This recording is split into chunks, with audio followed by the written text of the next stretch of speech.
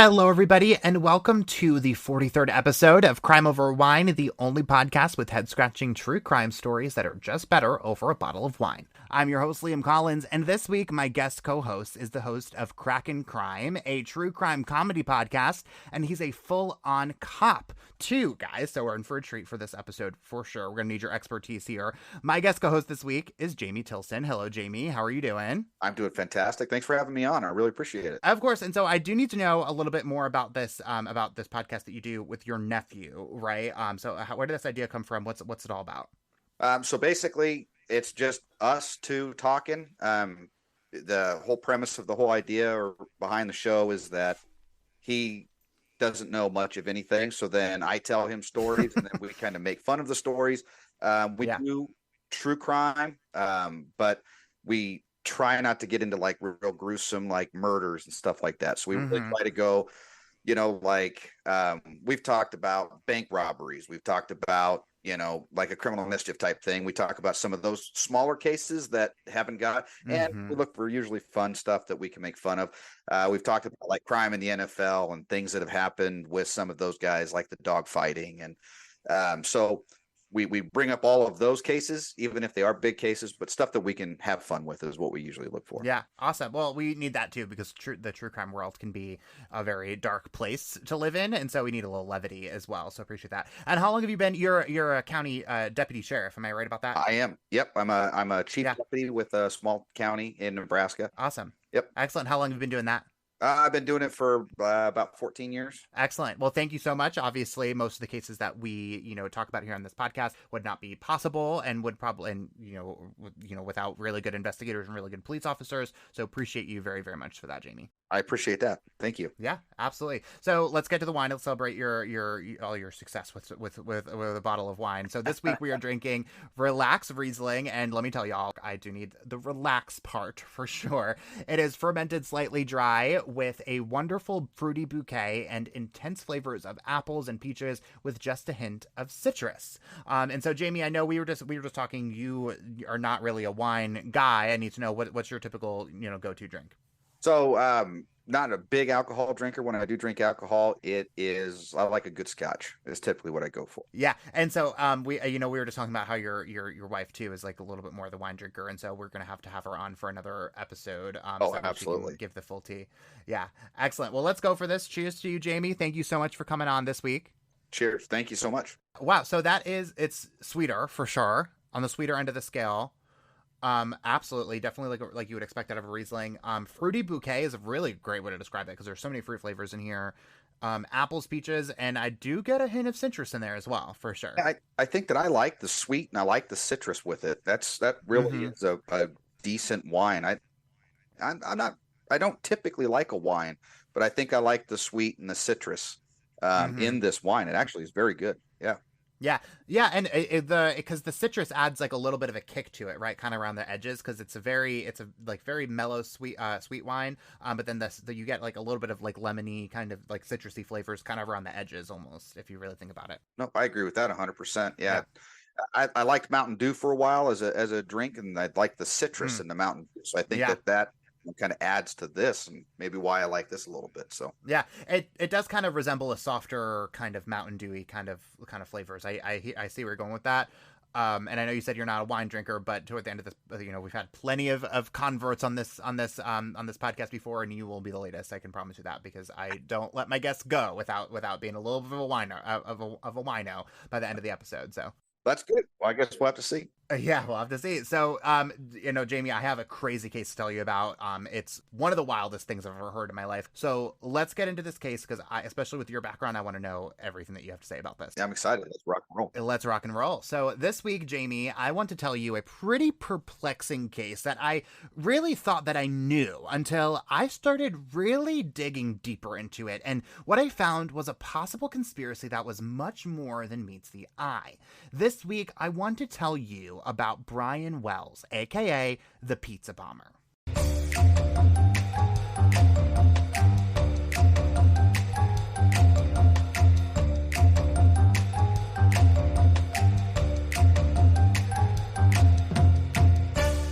Erie, Pennsylvania is a city with pretty scenic views. It sits right on Lake Erie, right between Buffalo, New York and Cleveland, Ohio. Erie is a, classic mid-sized city, right? It has a small city vibe, but a large town feel. And in August of 2003, the region was really still on edge after the 9/11 terrorist attacks, which took place really not too far from where our story takes place this week. August 28th was otherwise a fairly normal day in Erie. The sun was shining, the sky was full, and it was hot. But it was totally unsuspecting for tellers at the PNC Bank in town. That's when a man walked in very calmly with a walking cane and slipped a teller a note warning that he had a bomb and that it was going to go off if the teller didn't give the man $250,000. That's when the teller looked up and noticed the man was wearing an oversized t-shirt and gestured to the cane to point out that it was actually a gun that was fixed up to look like a cane.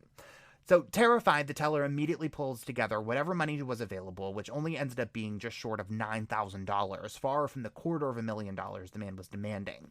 But the man takes the cash and walks out of the bank just as calmly as when he walked in. Yeah, that's absolutely crazy. So he just settles for dramatically less than what he was asking for and just walks out. That's crazy. Yeah, and he's like, okay, thanks, and then walks out. Yeah, it's crazy. And then also too, like, if you look up pictures of the cane, and we'll link to pictures on our website too. But if you look at pictures of this cane, like they did a pretty freaking good job. Like it really, until you like really look at the details there, like you wouldn't really know. Like I would maybe think, if I really looked at it, I would maybe think it was like a cane that was like made to look like a gun, but certainly not a gun that was made to look like a cane. Oh yeah, that's crazy. Yeah. The detail is insane. So, this man though doesn't get very far. Police surrounded him within minutes of leaving the bank. Now, it's important to note here that they believe the man was lying about the bomb. They assumed that it was a fake, and as they told producers for the Netflix docuseries Evil Genius, the man immediately falls to the ground, and police walk up to put handcuffs around his wrists. And when they do, they immediately realize that their assumption was wrong. They start hearing a steady beeping noise, and the man starts crying out, saying that the bomb was about to go off. They cut open the man's oversized shirt, and there it is. Even what the most untrained eye would know right away was a bomb in the form of a collar affixed to the man's neck in a labyrinth of locks and codes. Oh wow. So it's a bomb mixed into a collar around his neck. Yeah, but I just like picture a bunch of like wires and like intermingled with locks and stuff. Right. But yeah, I mean that was what it was. I mean, and again, like like the labyrinth of locks and codes. We're gonna get into that a little bit later on. But whoever made this thing, like knew what they were doing, like really, really well. Oh, that's absolutely unreal. Yeah, that'd be really suspicious. I mean, that would be very unique to see something like that, as you always think of like, the vest. So it's really weird having it as like a collar around his neck, man. That's definitely unique. Well, and again, so the tensions here are high, right? Because again, kind of what we were talking about before about how like 9/11 had really, in retrospect, just happened, right? I mean, 2 years earlier, right? And so like the country's on high alert still, and so like people are not taking lightly to like a man who claims to have a bomb, and like at all. Oh, right. You rush right up to him and like bombs, and then for it to actually be a bomb, or what they believe to be a bomb, is pretty crazy. Right. I mean, yeah. So, well, you would think that they're all going to back up and just leave the guy standing there. They don't want to be anywhere around the bomb. So I mean, it'd be crazy. Yeah. Well, and if you see like the video of this whole thing, right? Like, because there's video of this whole entire interaction of like them walking up and getting this guy. I mean, you can see the moment when they're like, oh shit, and then like they just take off running in the opposite direction. I mean, it's very, hollowing. It's a lot. So, but it gets even weirder too, Jamie, because the man with his legs crossed under him, arms cuffed behind his back, and a beeping collar around his neck starts sobbing, begging for someone to go find the keys for the lock for him so they could take the collar off and save his life. You see, he starts saying that he was set up for all of this, and that 3 black people had lured him into the false situation and put this collar around his neck, and it was going to go off if he couldn't find the keys and the codes. He says that he was delivering a pizza for someone when they strapped the collar around his neck, told him it was a bomb, and gave him instructions to go rob a bank in the ways he was going to be able to find the keys to unlock it. Now, at this point, the officers who, aren't necessarily specifically trained in bomb science or whatever you call it, are shielding themselves behind their patrol cars, guns drawn, pointed at this man, all while he's screaming out for help, wondering why no one is helping him take the collar off. At this point, the bomb squad had been called in, of course, and were on their way to what has become a very odd scene right in the middle of a road next to a McDonald's parking lot. Totally, a normal environment otherwise. And the local news media had also gotten wind of this too, and they were all set up to capture this whole strange situation on camera. Some stations even started broadcasting live, cutting into programming as, again, the tensions in the world were high just a few years after the terrorist attacks. A lot of the public had immediately assumed that this was another terrorist attempt. And as the man sat there crying out for help, saying that time was running out for him, the beeping got louder and louder and more frequent. And at 3:18 p.m., the cameras were rolling and the world watched as he ran out of time. Get ready for that big test with Study.com. Study.com offers learning materials and test prep, even LSAT study prep guides for all of my legal nerds listening. Unfortunately, there aren't any wine study guides, and believe me, I did check. Listeners can get 30% off their first 3 months of any subscription level using the promo code CrimeOverWine. Again, that's promo code CrimeOverWine, no spaces, for 30% off your first 3 months at Study.com. Learn faster, stay motivated, study smarter with our sponsor, Study.com. Just 30 minutes after this bank heist took place, the bomb around the man's neck went off, immediately killing the man who had spent his final moments crying out for help to anyone within earshot. It was just moments before the bomb squad had rolled up to try and defuse it. Oh my goodness. So the bomb actually went off. I actually saw the video on that when it went off. Mm-hmm. I mean, the news media is all there. What a horrific moment. Yeah. And all the people that were, not sure if he was trying to just escape from the bomb. I mean, man. So yeah, and again, so there's like we were talking about this whole time, right? Like the tensions are high because of what's going on in the world right now. But there's also this presumption at the very, very beginning that this may not actually be legit, right? Like that it's possible that the guy doesn't have a real neck or a bomb around his neck. It's just like a beeping thing. And so I'm almost wondering like if that kind of played into like how that cause as you see the video, like these like reporters are fairly close. Frankly, the police officers are fairly close. And so I'm wondering if it was kind of there's something in the back of someone's head of like approaching this whole thing as like this may be an actual fake, like this may not be an actual, a real bomb that's going off. I know you have to, of course, approach everything as though it is a real thing. Absolutely. But I mean, certainly when bomb actually goes off, you're proven wrong, right? Right. So yeah, and at that time, back in those days, that was the law enforcement response to a lot of these situations was dramatically different than what it has become today. So back in those days, the bomb squad probably, their response time was slower. It was dramatically different because now with active shooter situations and all of these other things, tactics have dramatically changed since back in the early 2000s. So I can completely see where this was back up, keep him from being able to injure anybody else. And then you get the professional people that are trained in those situations. Yeah. But like I say, now we try to do a lot more training for some of those situations. Now, not necessarily a bomb around somebody's neck. That's a pretty dramatic situation. Yeah. Right. But yeah. I can definitely see for a lot of these different types of situations. So this one is really, really crazy with the actual bomb around his neck. Yeah. That floors me the whole time. I mean, it's a crazy, crazy story. Yeah, right. Yeah, I'm something they're not going to forget for a very, very, very long time. Absolutely. So who was this guy? Do we know who he was? Yeah, we do, Jamie. Now we do. So he was 46-year-old Brian Wells, a husband and father and a pizza delivery guy, actually, at a nearby pizzeria.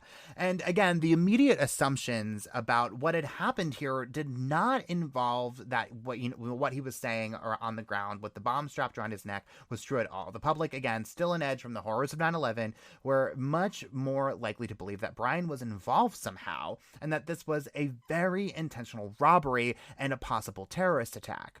So, as police began investigating the situation, they look on Brian's person and don't really find much, but they are able to find his car, and it's what's inside of his car that makes them believe for the first time that it's possible that what he was saying was actually true.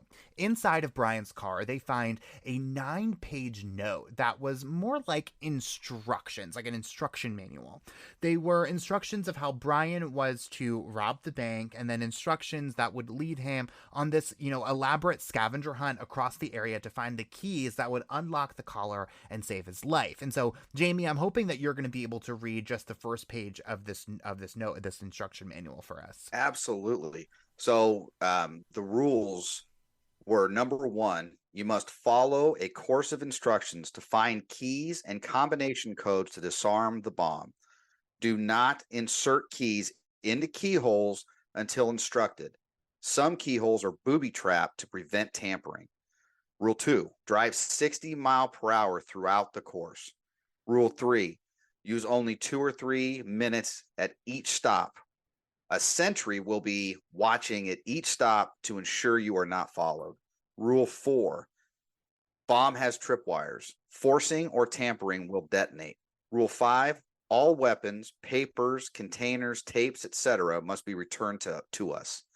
Each item you find after dropping money has a key and or combination word.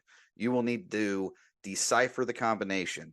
This will disarm some tripwires before you unlock. This procedure is to make sure you leave no materials behind. Wow. That's pretty specific. Yeah.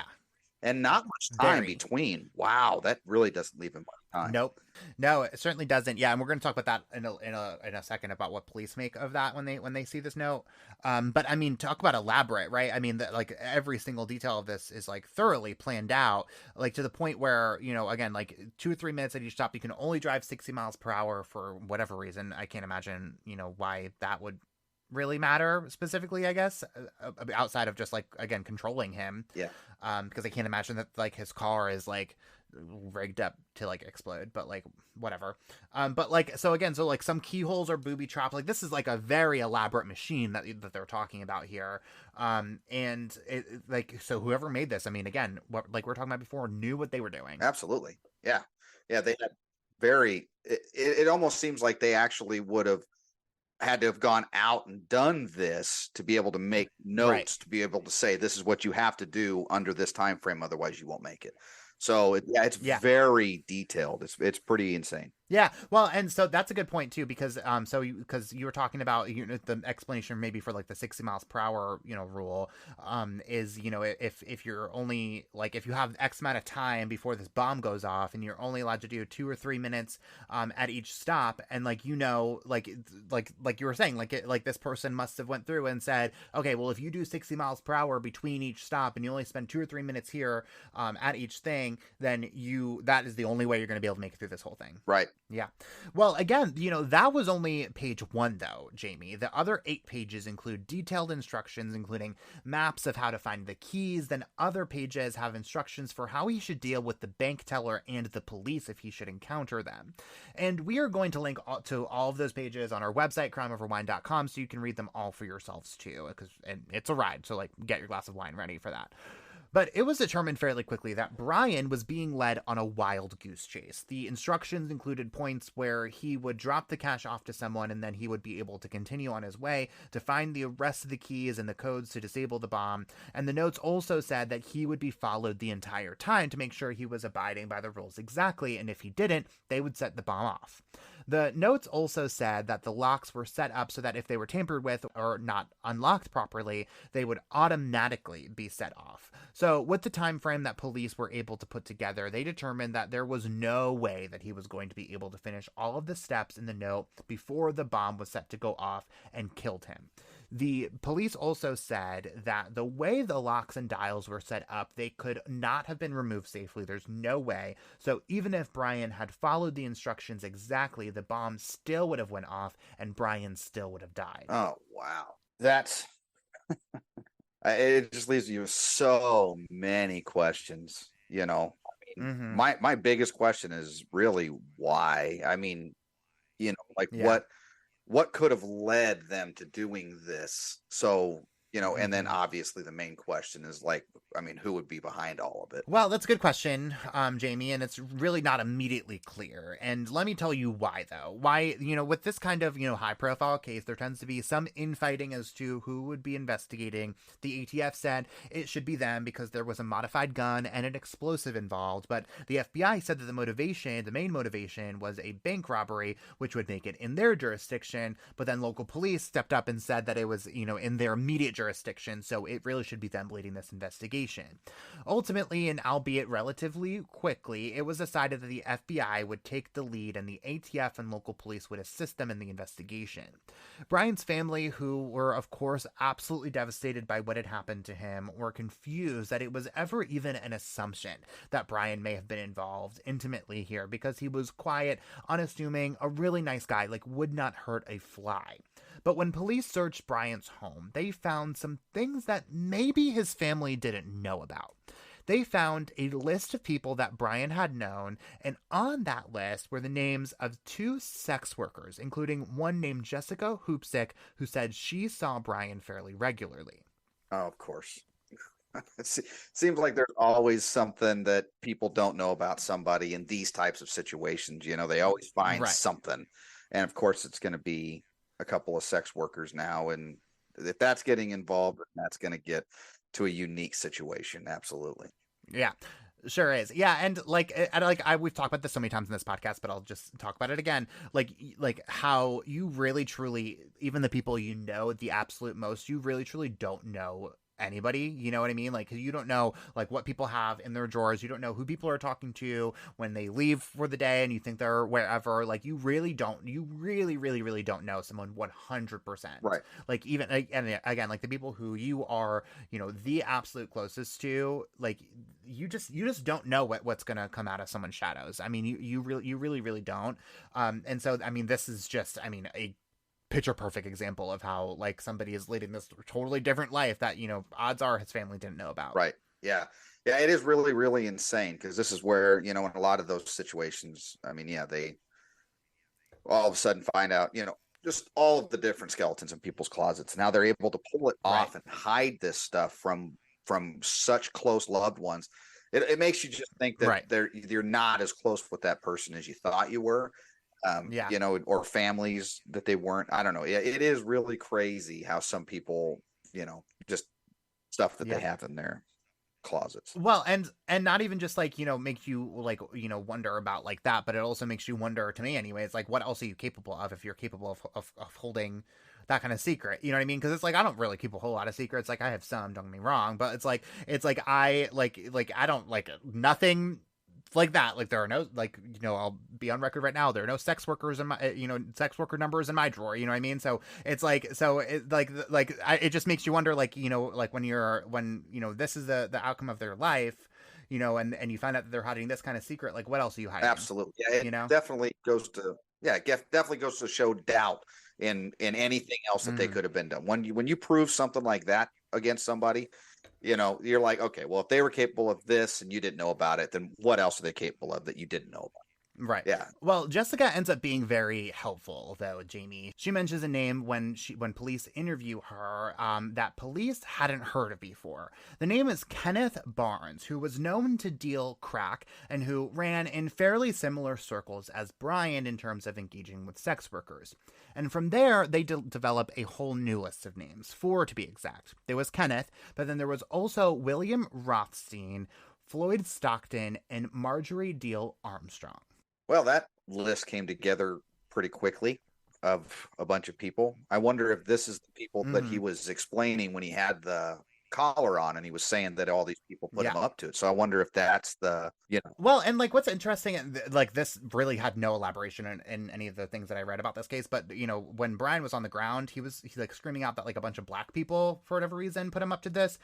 Everyone here is white. are they all? Okay. Yeah, so I don't really know where that came from, but like it was just one of those details that I was like, oh, okay, and like never got any sort of further explanation on, but that's where we're at. Well, that definitely throws a monkey wrench in all of the stuff then, because Yeah, if this was the group of people, and then you would just assume that that's who he was trying to talk about. But yeah, if he's not even got right. that detail correct, then again, what else is, not correct? Yeah. Yeah, really good question. Well, so these three's connections to each other are fairly loose, but somehow police are able to theorize that they are all connected to the robbery attempt and the bombing that killed Brian. Initially, when police start asking questions, they all start to blame each other and deny having any involvement in the plan itself. So their stories are rather convoluted, but this is what police say was all common among their stories. About a month before the robbery, Marjorie had apparently asked Kenneth if he knew how to build a pipe bomb. And around the same time, Marjorie had given 2 egg timers to William, who was apparently this really extensive handyman and who had also dated Marjorie for a period of time. So, they also fairly universally pointed to Floyd, who was a registered sex offender and was a fugitive on a rape charge out of Washington State at the time of the robbery. The other 3 said that he was intimately involved in the planning of this scheme. They said that the morning of the robbery, Floyd was seen leaving William's garage with the bomb and handing it over to William. They also said that he was going to be responsible for divvying up the money once the plot was through. Okie doke. It's, I mean, I don't know. It's just really, I mean, I can see where egg timers are important, because the timer is going to be when it hits a certain thing, then the bomb will go off, right? So the egg timer would be, I don't know why Sure. 2 of them would be of any significance. Well, and I guess I just don't really understand why that in and of itself is like the thing that's like, yes, like you must have been involved somehow, because like egg timers, especially around then, like fairly common, but certainly in like the bigger picture here, I see what you're saying. Right. Yeah, and that's what I'm also, where they got the registered sex offender is they're saying is the mastermind. I guess I don't know where they're, I mean, obviously there's not enough there for us to know why they've come to these conclusions, but definitely people that you want to talk to. Yeah. Oh, for sure. Yeah. And we're going to flesh out a whole lot more about like how like all these like lines are connected and stuff between the 4 of them. So definitely hold that thought for sure. But yeah, and again, like kind of what you're getting in there too, right? Like certainly like sex offender, previous sex offender, like is the like that is someone who's capable of a crime, but like like rape and blowing people up, not exactly the same thing, right? But still like fairly elaborate scheme, right? It's kind of the point of what we're trying to get at here, is just like everyone had like their own little job, and like I guess Floyd, I guess, was the person who was kind of like the middleman throughout this whole thing, was like making it all happen. But like to me, and like again we're going to talk about this a little bit later on, but like it seemed as though Marjorie was the person like pulling all these people together, based on what's happening here. But also at the same time too, in my opinion anyways, it's like I don't really even know how much stake to put into any of this, because it's like all these people just pointing fingers at each other all at the same time, and like this is just kind of what out of all of that, police like came up with that this seemed to be the only like constants throughout this whole them finger pointing game, that this is kind of where all the cards fell, I suppose. Right. That makes sense. Yeah. Now, again, all of these stories are fairly convoluted, and this is really all that they have to go off of at this point, which is all hardly enough to bring charges against any of them, let alone all of them. But it's clear at this point that they have a strong suspicion about each other of their involvement. Police say that they believed all 4 of them were involved in this plan in one way or another and planned to get rich quick off of this entire scheme. They believe that William was involved in actually building the collar bomb and was the one who was meant to follow Brian once he left the bank so that he could pick up the cash and leave. But apparently he had fled once police arrived and before he could get any of the cash.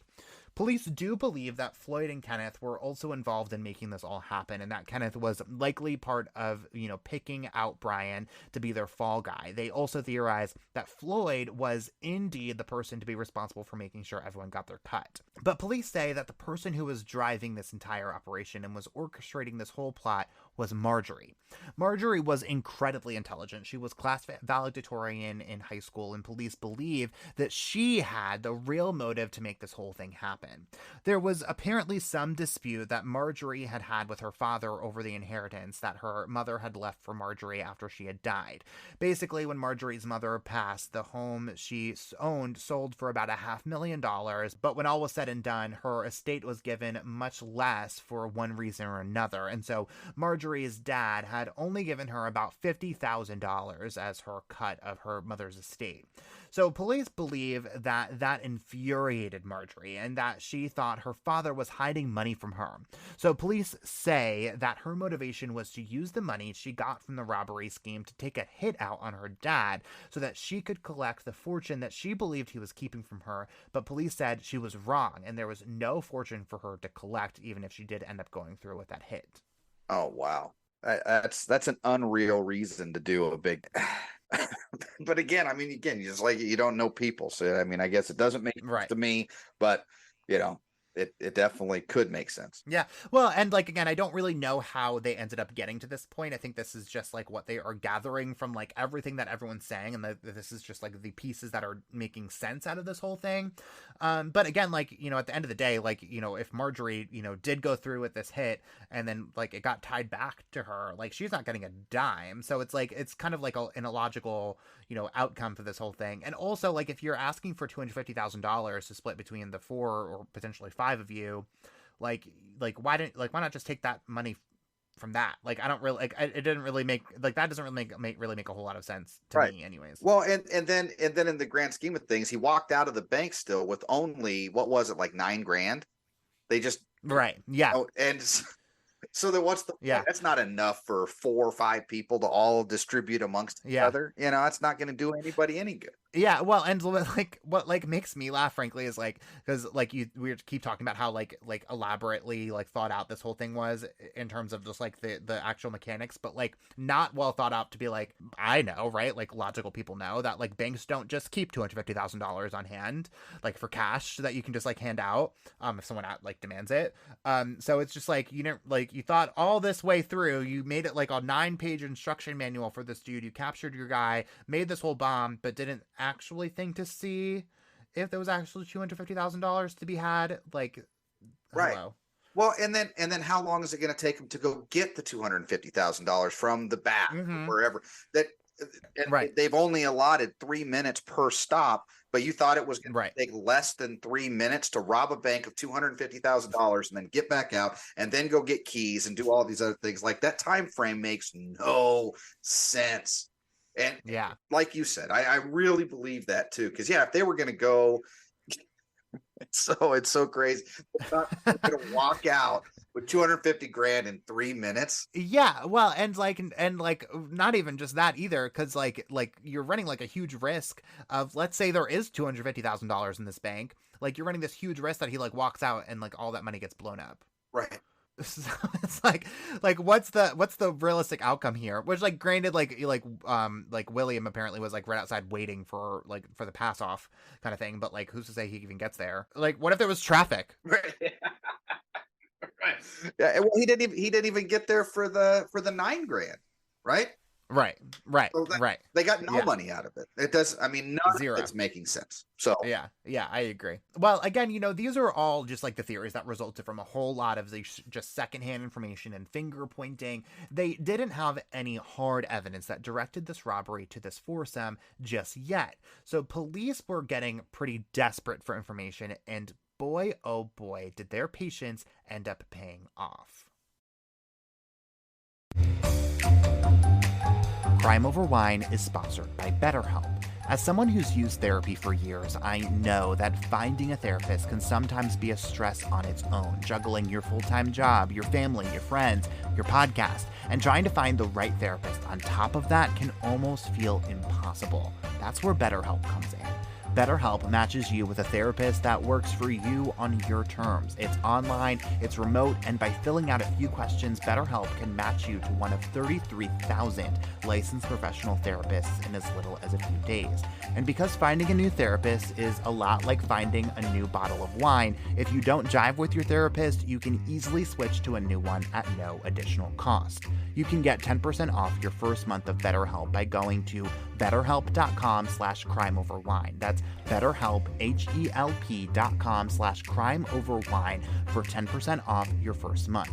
Join over 4 million people who decided to get help and get happy with BetterHelp.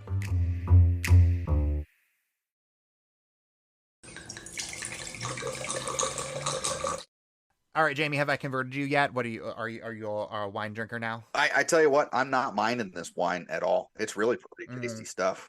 Yeah. I mean, I'm not going to say if it would have been a different kind of wine, you might not have, but I think that you nailed it. Yeah, that's fair. Listen, first of all, because I always enjoy the bottles too, right? And it's a very like clean blue bottle, very normal or, pretty simple label, which I appreciate, because, there are a lot of wines that are just the visual aspect really kind of turns me off sometimes in terms of just like looking at the bottle. But like you said, I'm not super minding this. I probably would not, choose this again, but for the sweet wine lovers of the world, I'm like, y'all would probably enjoy this fairly well. 'Cause it's pretty palatable. It's pretty simple. Yeah, I would agree with that. And, talking about the bottle, I mean, really it's very unassuming. It doesn't hardly say nothing on it. Yeah, it's kind of neat looking. Yeah, I like the sweetness of the wine. Let's get right back into the story because we have a whole lot more to talk about here. We're not even scratching the surface of what of this whole thing. So let's get there. Fantastic. All right. So on September 21st, 2003, police get a call from none other than William Rothstein to report that he had a body hidden in the freezer in his basement. Well, oh, no way. A body? So whose body? Well, when police show up, they find that body in a freezer in William's basement, and they determine that the body belonged to James Roden, who was Marjorie's ex-boyfriend of about 10 years. Oh, well, that's definitely a wrinkle in the whole entire story right there.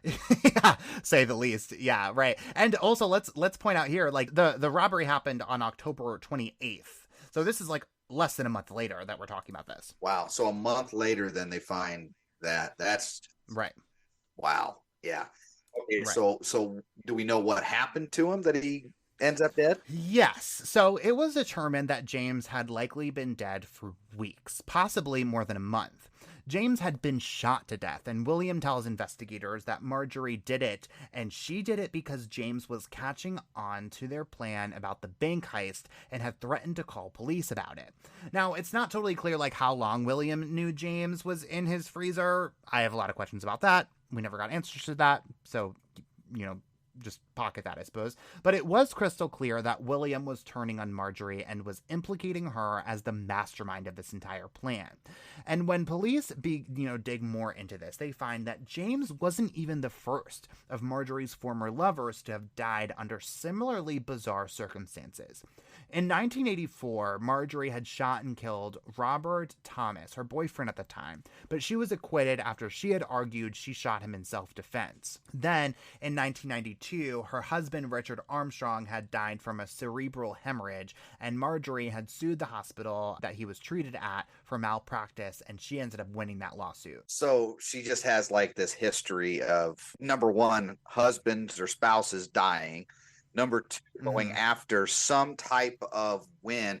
So the whole thing is just, unreal. Well, I kind of what you said before, like wrinkle in this whole thing, like pretty freaking big wrinkle, right? Because it's like you have like this elaborate scheme that like connects back to these people. And one of those people who is believed to have like been puppeteering this whole thing has a very violent history, and not only just a violent history, but a violent history that she gets away with. At least potentially even more than that, because I have to, believe to a certain extent that Richard, died from natural causes, or this was like a totally natural freak thing that Marjorie had nothing to do with. But then there's also, the situation with her second boyfriend, Robert, who again, she killed, whether it was self-defense or not, and then now third boyfriend dead. Yeah, she sued the hospital, got money, and then she puts this scheme together so that way she can get quick money from her father's estate. It just, yeah, I mean, yeah, right. And so, and again, when, who, I forgot who says this at some point, but it's like when someone tells you who they are, like, you better believe them. And so it's like, if you have this like violent, history of something, and a history of, taking, financial advantage of things, like, I don't put that past somebody to, develop this whole scheme. That seems like the type of person who would develop this, again, kind of what you said, to get rich quick kind of thing. Right. Absolutely. Yeah, that's what. And she obviously doesn't have a problem potentially killing people to get some money. Right. Got a history. Right. So it's crazy. Yeah. Potentially, right. Again, assuming that what we're assuming of Marjorie, probably safely, is true, right? But so point taken there.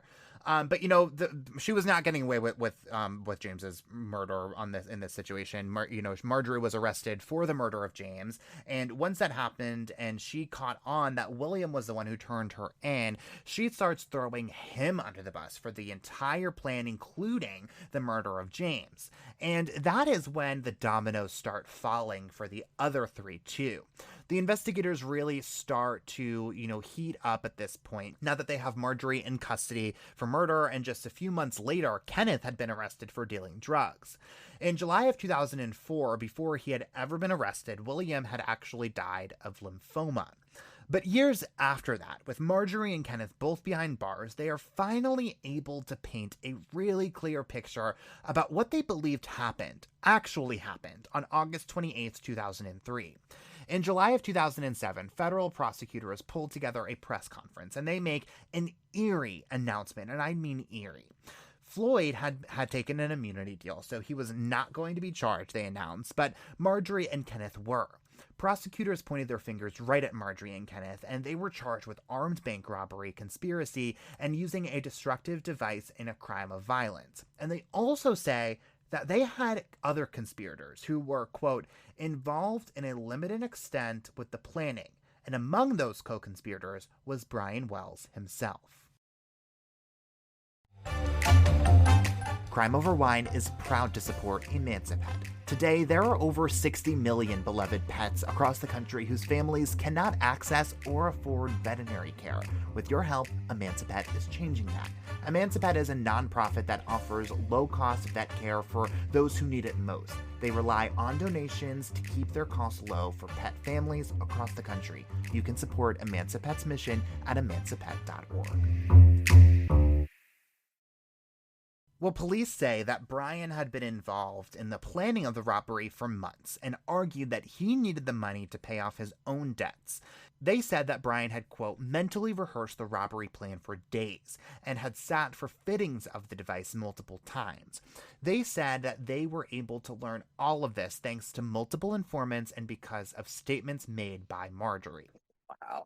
So now they're saying that he wasn't ever... Oh yeah, that would be a really weird twist. I mean, the guy that ends up getting blown up was involved in the whole thing. That I don't know if I believe that. I don't know if I believe that either, because it assumes a whole lot, right? It seems that he's just like okay to die, because like what do you get out of that? Nothing. You get nothing. And so I don't know if I believe that at all. And like also the mentally rehearse the robbery plan for days. I don't really know how are you going to present that in court? Like, where's the evidence that he mentally rehearsed the robbery? Like, I don't get that. Like, unless you have like notes of like him writing it down and like practicing it that way, like mentally rehearsed is not like evidence at all. Right.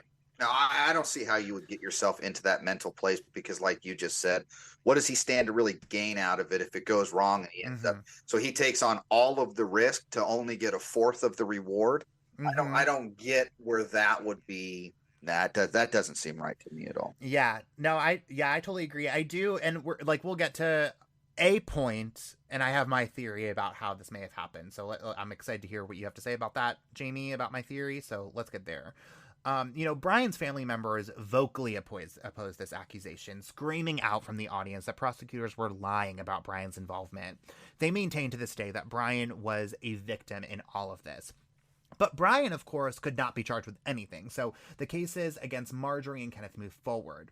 Marjorie ends up pleading guilty but mentally ill to third-degree murder in James's case. She said that she was not responsible for James's murder, but she wanted to avoid a longer sentence, so she was sentenced to 7 to 20 years in prison in that case. And in September of 2008, Kenneth also pleaded guilty in the robbery and bombing. He was sentenced to 45 years in federal prison and agreed to testify in Marjorie's upcoming trial, which cut his sentence in half when he did so. And his testimony helped to find Marjorie guilty of her charges in November of 2010. She was sentenced to life in prison plus 30 years for her involvement, which prosecutors maintained was to orchestrate this entire thing. But the whole time, Marjorie said she was not the mastermind in the robbery and bombing that killed Brian. She said that William was actually responsible, again, the dead guy, and she said that all the way up until her death in federal prison in April of 2017, and just 2 years later in June, Kenneth also died in prison. Oh my goodness. So all of the people involved did not live that long after all of this. That's really crazy. Yeah. Well, except for Floyd. Floyd apparently, I read that he had been, I think, most likely extradited back to Washington State to face charges for the rape and sexual assault. And so Floyd, as far as I know, is still alive. Oh, okay. All right. Well, yeah. So just one, though, out of the whole thing. Because then William, he dies, what, not even a year later, right around there anyway? Right. And yeah, of course, why wouldn't you try to make him the fall guy for the whole thing, right? Of course. Right. Convenient. Yeah, that's crazy convenient. And then the other person's already going against her, so then you can't just say, no, he did it, she did it, so of course that's for her to do. Yeah, that's pretty crazy. Yeah, and I mean they Marjorie gets life in prison, right, out of all this. So like I guess kind of a win, even though she didn't, she didn't serve that whole time. It does kind of it doesn't sit great with me that Kenneth only ended up getting like 20 years out of this, again, even though he didn't, live all that long.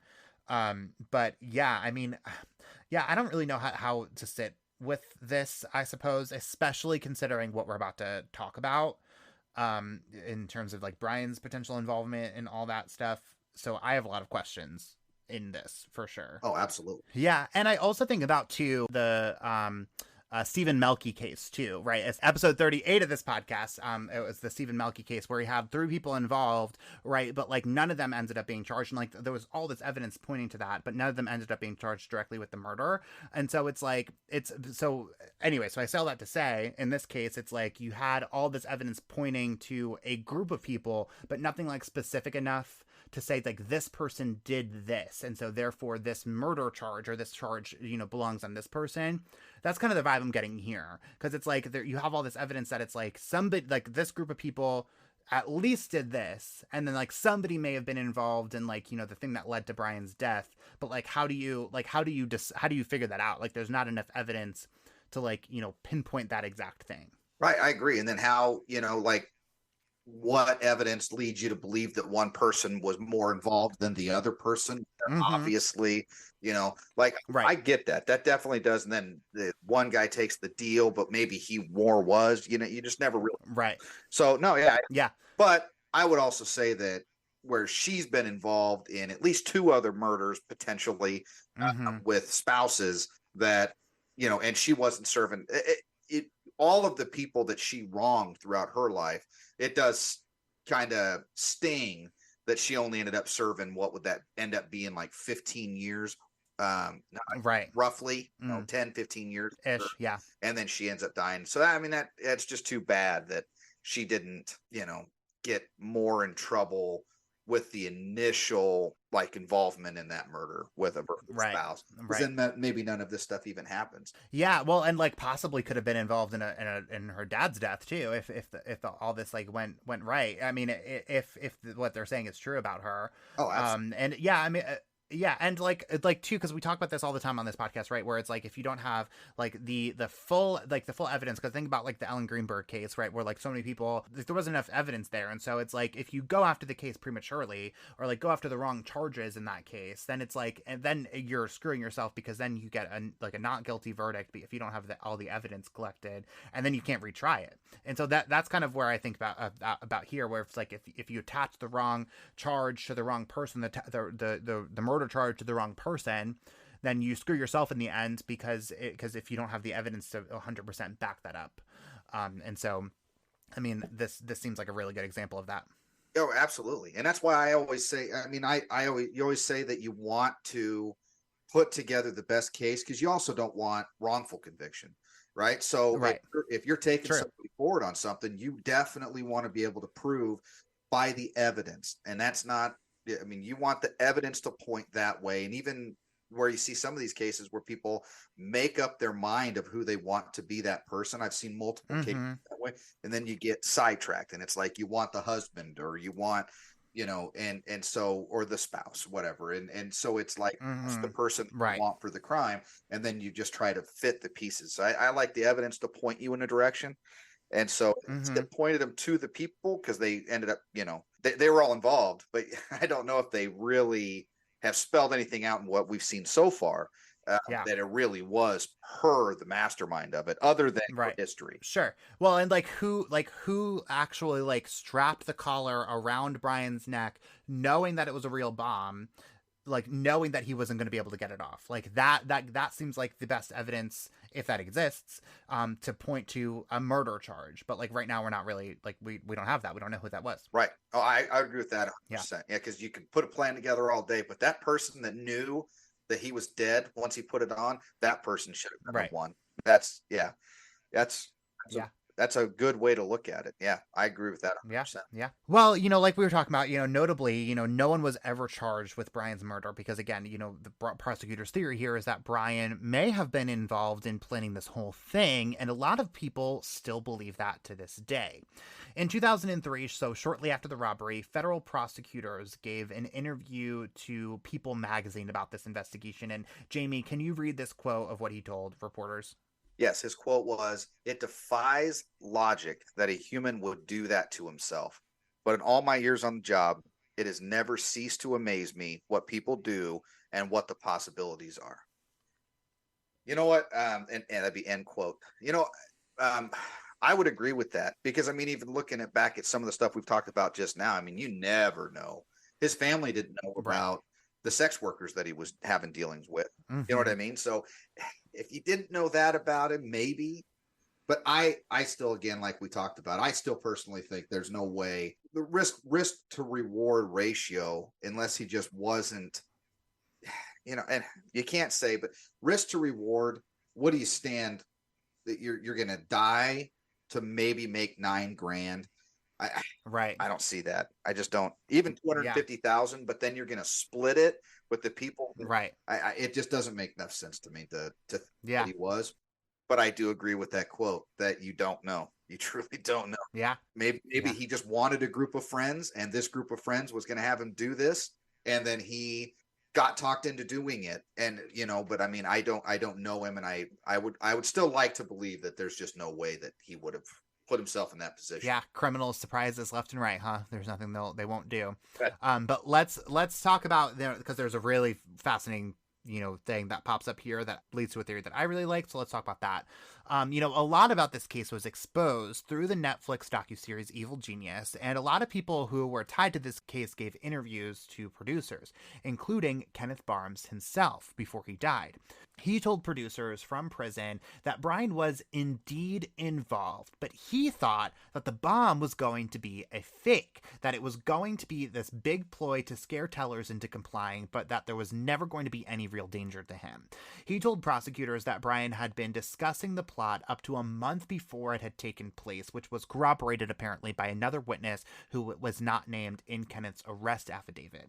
But Kenneth said that Brian thought the bomb was fake up until right after it was attached to his neck, when he was told that it was actually real. Oh, I have a hard time believing that whatsoever. But I also have a hard time saying it was corroborated by a witness, but that witness isn't named. I'm sorry. If the witness isn't Right. named, then that's just an accusation. People can throw accusations around Yeah. about anything anytime they want to. Yeah. Well, unless in my mind, unless it was Floyd, right, who got this deal, like under the circumstances of anonymity. True, true, but I still don't. I have a hard time with. Again, they can see the case, right? But with what we're presented with, I've never liked the. It makes it really tough to say.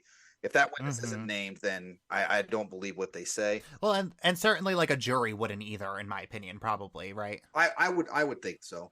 Yeah, if you don't put the Yeah. person up on the stand, and honestly, you can't even bring in a lot of that stuff into court Mm-hmm. because Mm. if that person, they have to be able to testify to it, but you can't just Right. things up when you're there. So like we see all of the time, with people when they do stuff or whatever, people can throw around wild accusations and say whatever they want to, but when you're in a courtroom, those people have to be there to give their side, otherwise it does not make it in. Mm. And so Yeah. that would not have been, and I even believe that with this Kenneth. I mean, at this point, when he's behind bars now and he's talking to reporters, he can say whatever he wants to say. Right. Yeah. Whatever sounds interesting. Right. Yeah. I mean, frankly, I mean, I don't put it past these kind of guys to just like, say something because it'll make a better documentary, Absolutely. Sometimes these things, when you're looking at it again, when you're looking at it at an angle that you want it to present itself as, then you can see it that way. But you can always, Right. it depends on how you sell the story. So that's why I don't know. I still just, after what I've seen and what I've done, I believe that he wasn't. Yeah.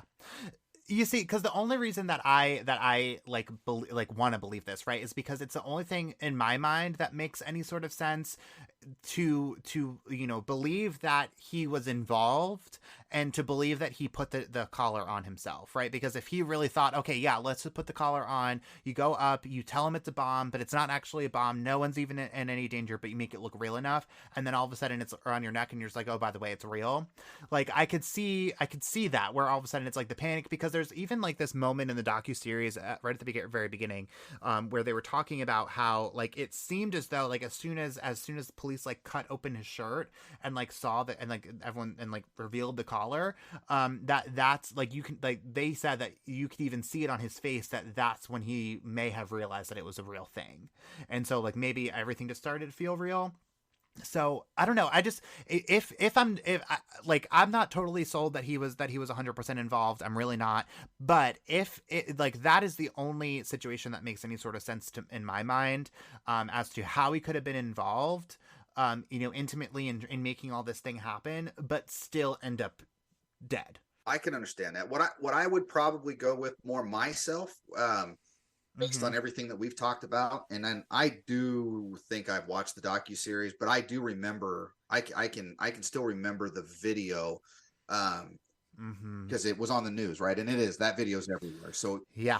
I've seen that video a few times, and that was sheer panic on his face. I would say, Right. does he know the people involved? Absolutely, probably did. Was he maybe even friends with these people? Yeah. Did he maybe get into a little plot with them? Maybe.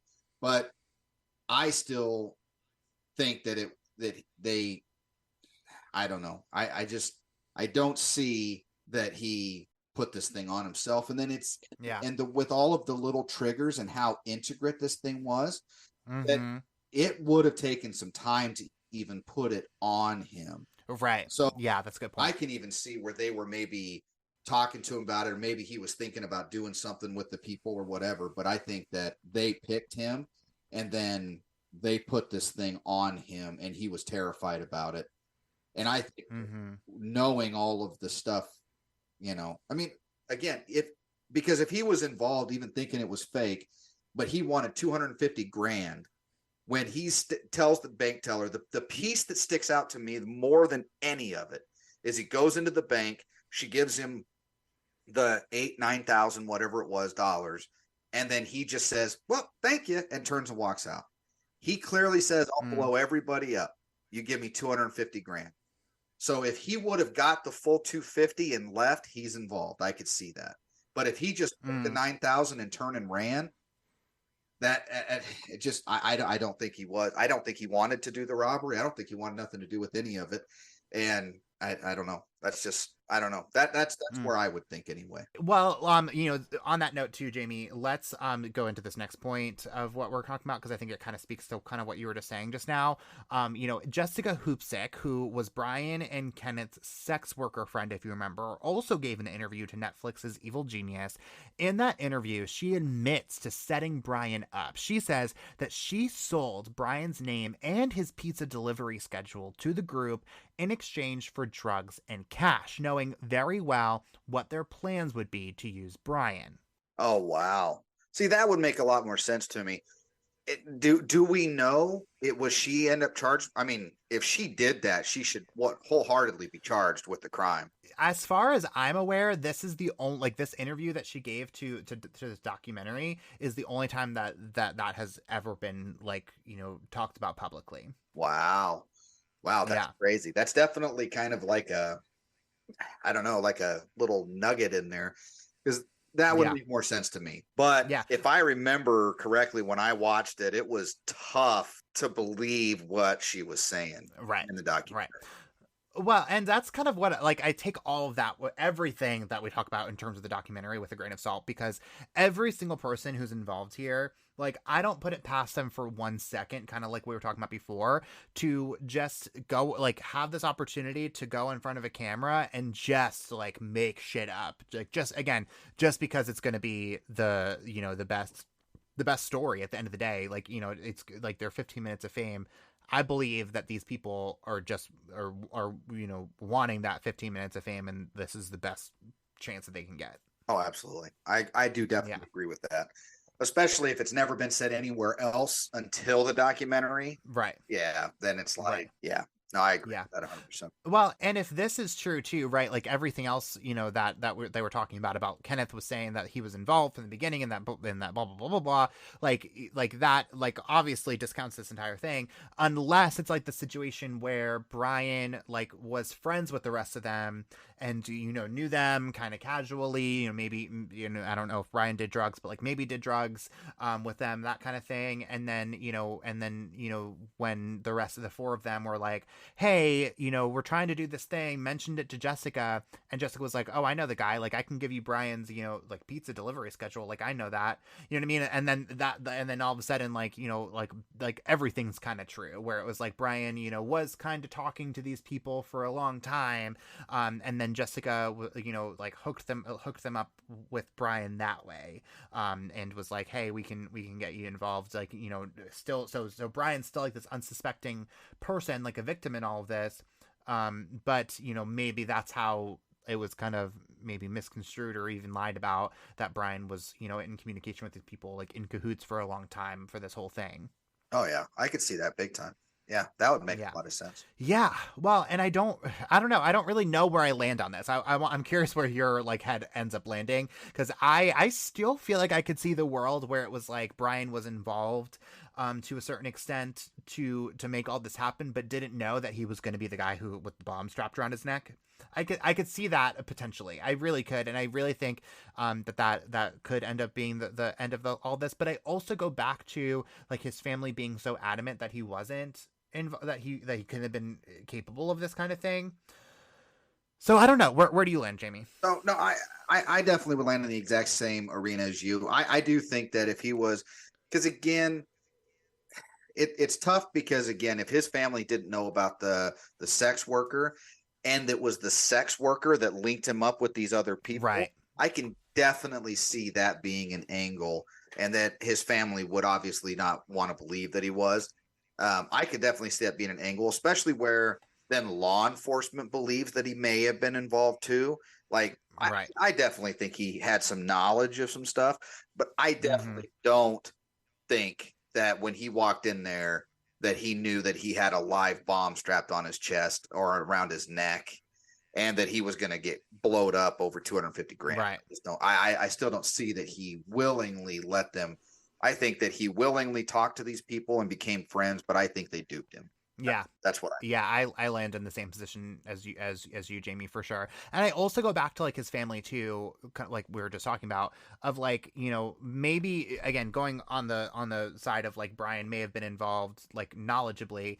You know, I think that there's also this like natural instinct for family members to like, you know, to come to their loved one's rescue, or like to like, you know, save their name, that kind of thing. So I do think there's like a possibility, you know, maybe that, you know, that you know, they just want to believe that this is the Brian that they knew, when in reality, like maybe they did know about the sex worker, maybe they did know that like maybe he was involved in these with these people who are known to be, you know, to be dealing drugs and like murdering people and stuff, but just want to like clear his name publicly, like, you know, make sure that, you know, because he's dead, he can't speak up for himself, so like I will say to for the world to know that this is the Brian that we want to remember. And I feel like I see that a lot with victims' family members, of just like, you know, like they're not here to speak up for them, like you're not going to slander their name publicly, like I'm going to do what I can to make sure that doesn't happen. Which, I mean, is unfortunate, I suppose, because it's like we don't really, it kind of muddies the water, if that's true, if it muddies the water. But I mean, but I also understand where they would be coming from if that was all true. But again, that's total speculation from my part. Right. No, and I agree with that 100%.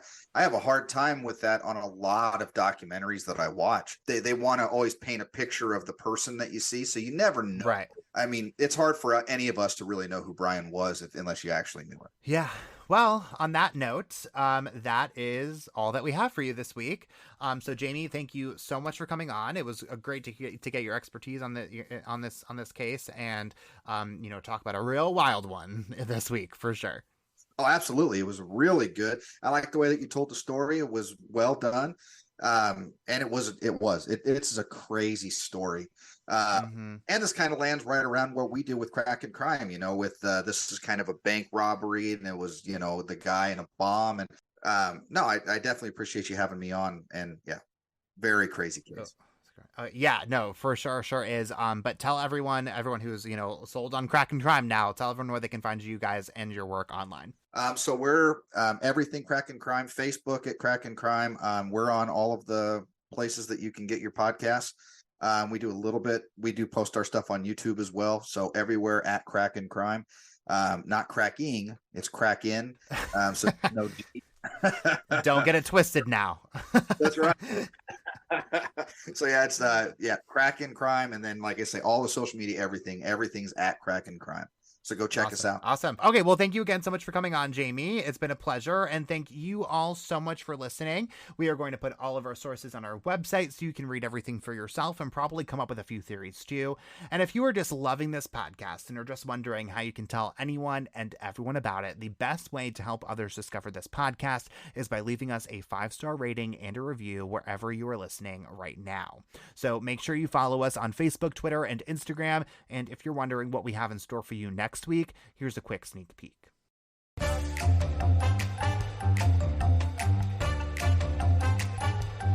Hello, everybody. It's Liam. And I'm Rachel. And I'm Heather from the podcast Like Mother, Like Murder. That's right. We're back. And next week, we are re-entering the crime vineyard to tell you all the story of a love triangle, or maybe a love square that went horribly wrong. It is a truly crazy case that you are going to need to hear to believe. You can hear that case next Wine Wednesday on another episode of Crime Over Wine.